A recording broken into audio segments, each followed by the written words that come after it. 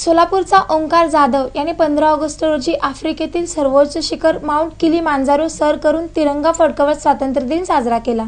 मूळचा सोलापूरकर असलेला गिर्यारोहक ओंकार रामचंद्र जाधव यानं दिनांक 15 ऑगस्ट 2025 रोजी आफ्रिकेतील सर्वोच्च शिखर माउंट किलीमांजारो 19,340 फूट हा सर करून तिरंगा फडकावत स्वातंत्र्य दिन साजरा केला.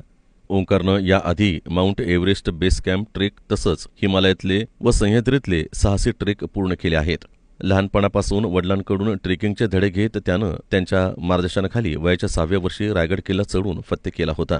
सह्याद्रीमधले साहसी खेळ, रोप क्लाइम्बिंग, झिप लाईन व पॅराग्लायडिंग सारखे साहसी खेळ पूर्ण करण्यासाठी तो मेहनत घेत असतो. एव्हरेस्ट बेस 2021ला पूर्ण करताना त्यानं प्रचंड मेहनत घेतली होती. रोज 15 किलोमीटरचं अंतर पायी पार करत एव्हरेस्ट बेस हा खडतर प्रवास ट्रेक त्यानं पूर्ण केला होता. किलीमांजारोवर चढाई करताना सर्वात मोठा धोका म्हणजे अत्यंत वेगानं बदलणारं हवामान आणि अत्यल्प ऑक्सिजनमुळे होणारा AMS अर्थात अॅक्यूट माउंटेन सिकनेस. दरम्यान सुरुवातीला हिरवं जंगल, नंतर कोरडी टुंड्रा आणि अखेरीस बर्फाच्छादित शिखर अशा विविध पट्ट्यातून गिर्यारोहकांना प्रवास करावा लागतो. या दरम्यान थंडी, ऑक्सिजनची कमतरता, डिहायड्रेशन तसंच शारीरिक आणि मानसिक थकवा हे धोके सतत जाणवत असतात.